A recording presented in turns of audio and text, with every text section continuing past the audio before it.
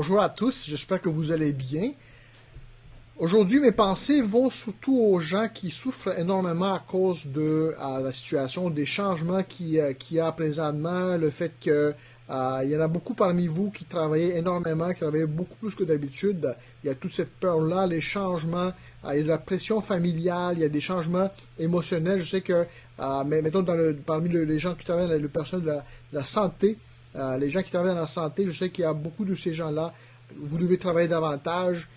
Il y a tout le stress et la douleur émotionnelle de voir des gens qui souffrent, qui tombent malades, qui meurent même, et devoir amener cette maladie-là chez vous, où ça va affecter d'autres personnes. C'est vraiment tout en poids sur vos épaules. Donc j'ai de la compassion pour vous, je pense à vous, et nous on prie pour vous, pour votre situation.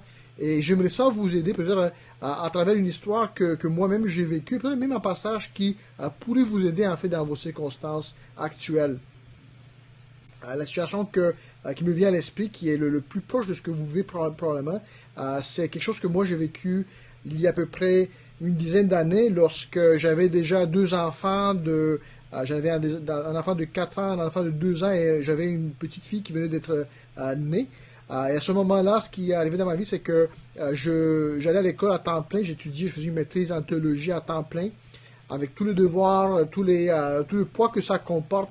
Je faisais du bénévolat auprès des étudiants de l'école, avec l'église aussi, je faisais du bénévolat. En plus de ça, je travaillais aussi à temps partiel, et comme c'était pas assez d'avoir toutes ces charges-là, j'avais une maison qui était, on venait d'acheter une maison qui avait été supposée être rénovée, démolie, quelque chose là, comme ça. Là, c'était plus un chantier qu'une maison. Donc j'avais beaucoup de choses. Je me rappelle à un moment donné, j'étais tellement stressé, mon temps était tellement précieux que je me rappelle à un moment donné, je dis à ma femme, écoute, je me sens t'écouter, mais j'ai juste 2 minutes pour toi. Vous pouvez vous imaginer comment est-ce que notre relation devait être affectée par tout ce stress-là.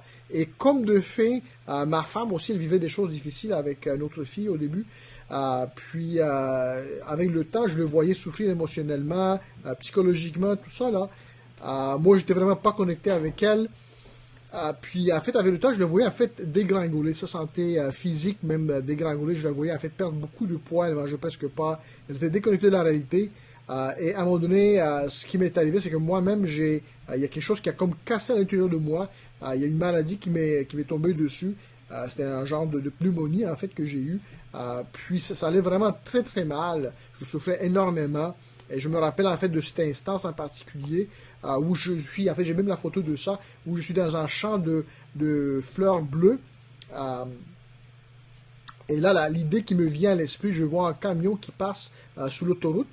Et là, l'idée qui me vient à l'esprit, c'est pourquoi ne pas mettre fin à ma vie? Pourquoi ne pas en finir avec tout ça? Je ne sais pas où est-ce que vous en êtes présentement. Je ne sais pas si vous êtes rendu à ce point-là ou proche de ce point-là où c'est vraiment, vous avez plus d'espoir, vous êtes tellement perdu, vous avez vraiment mal, vous souffrez, vous ne voyez pas comment est-ce que vous pouvez vous en sortir. Moi, ce qui m'a aidé énormément, c'est sûr, les gens ont prié pour moi. Je faisais partie d'une église, d'une communauté vraiment serrée où les gens m'aimaient. On s'aimait, l'amour était vraiment vivant, c'était vraiment un amour mutuel. On s'appelait, tout ça, là. Les gens prenaient soin de moi. Mais c'est pas ça vraiment qui m'a fait du bien. Ce qui m'a fait du bien, c'est que je me rappelle à un moment donné, j'étais dans l'église en train d'adorer Jésus, j'étais en train d'écouter la musique chrétienne, de me rappeler qui est Dieu, qui est ce Jésus que j'adore, que j'aime. Et c'est comme, il y a eu quelque chose qui est arrivé, il y a eu cette révélation-là de Dieu qui est arrivée et ça a tout transformé. C'était comme une transformation radicale qui m'est arrivée. Toutes ces choses-là sont passées et tout faisait du sens. Finalement, tout est devenu la paix de Dieu, le calme, tout est devenu vraiment tranquille, tout a changé. C'était vraiment incroyable comme changement. Mais tout ça, c'était fait parce que j'ai vu Dieu tel qu'il était.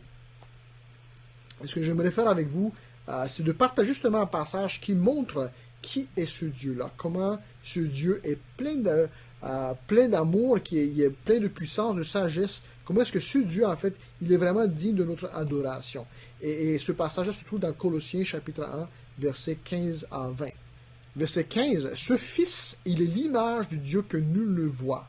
Il est le premier-né de toute création. Car c'est en lui qu'ont été créées toutes choses, dans les cieux comme sur la terre, les visibles, les choses visibles et les invisibles, les trônes et les seigneuries, les autorités, les puissances. Oui, par lui et pour lui, tout a été créé.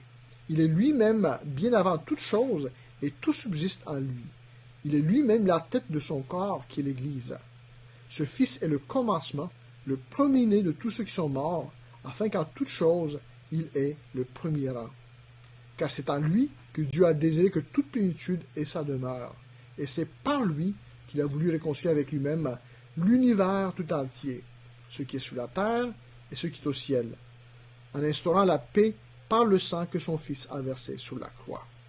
Donc, qu'est-ce qu'on voit dans ce passage-là? On voit premièrement que Jésus, en fait, est le créateur de toutes choses. C'est à travers Jésus que toutes choses ont été créées.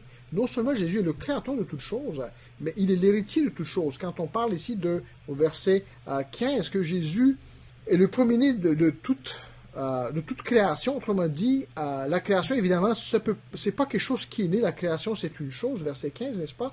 La création, c'est une chose qu'on peut hériter, donc quand on parle ici de premier-né, on parle évidemment de celui qui hérite toute chose, celui qui a le pouvoir sur toute chose. Donc c'est vraiment, on parle de la puissance de Jésus, de l'importance de Jésus par rapport à la création.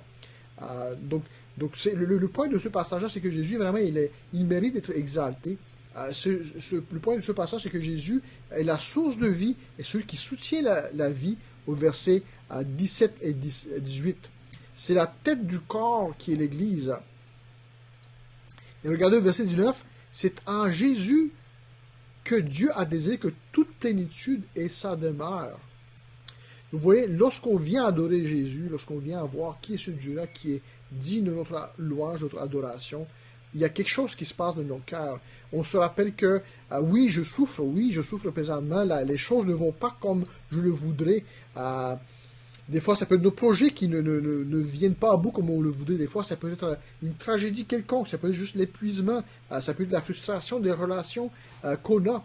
La vie ne va pas forcément comme on le veut. Mais si tu connais ce Dieu-là, si tu connais qui est le Dieu, celui qui contrôle tout l'univers, celui qui détient toutes choses entre ses mains, et si tu sais que tu es en relation avec Jésus, que Jésus, en fait, que Dieu est ton papa, si Dieu est ton papa, que tu as été adopté dans la famille de Dieu, alors tu sais que toute chose va pour le bien de ceux qui l'aiment. Toute chose mène au bien de celui qui l'aime.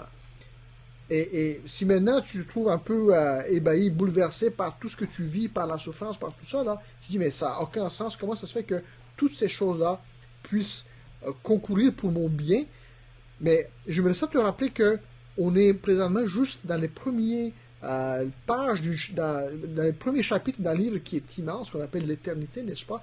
Donc toi et moi, tout ce qu'on fait présentement, c'est qu'on regarde nos vies, puis on se dit, mais pourquoi est-ce que je souffre? Pourquoi est-ce qu'il y a autant de choses étranges qui m'arrivent? Mais n'oublie pas que toutes ces choses-là, Dieu peut le tourner pour ton bien et pour la gloire, pour sa gloire éternelle, lorsqu'on va regarder tout ce passé-là de l'éternité, du point de vue de l'éternité. Je suis en fait pas le seul à avoir eu cette expérience-là. Lorsqu'on adore Dieu, lorsqu'on regarde à Dieu, notre réalité est changée. Lorsqu'on adore Dieu, nos souffrances s'en vont. Et ce qu'on a besoin, c'est vraiment une révélation de Dieu, en fait. Je pense en particulier à Job. Vous connaissez toute l'histoire de Job, ce monsieur qui était un homme juste, un homme qui craignait Dieu, qui cherchait la face de Dieu, qui voulait plaire à Dieu, et pourtant, c'est un homme qui a souffert un moment, qui a perdu ses enfants, qui a eu toutes sortes de maladies, et là, ses amis étaient venus autour de lui pour essayer de l'encourager, sa femme, toutes sortes de personnes avaient essayé de l'encourager, de lui faire du bien, mais finalement, ce qui l'a aidé, ce qui l'a transformé, ce qui l'a aidé à s'en sortir de sa souffrance, c'est de voir Dieu, d'avoir une entrevue, si vous voulez, avec Dieu, de voir Dieu face à face et de réaliser comment Dieu est beaucoup plus grand que ces circonstances. Et c'est ce que je vous invite à faire aujourd'hui. Si vous connaissez Dieu, je vous invite de venir devant Dieu, de adorer ce Dieu-là qui est vraiment digne de notre adoration et à le faire, de lui demander en fait de se révéler de nouveau à vous, d'avoir de nouveau une connexion vraiment intime avec ce Dieu-là, de lire les Écritures, mais aussi de l'adorer à travers des chants, à travers la louange. Donc venez et réfléchissez qui est ce Jésus-là. Adorez-le à travers des chants. priez, demandez-y de se révéler de nouveau à vous, d'avoir cette nouvelle expérience de sa présence au milieu de vous. Je prie pour vous, je pense pour vous, que le Seigneur vous garde et vous bénisse. Amen.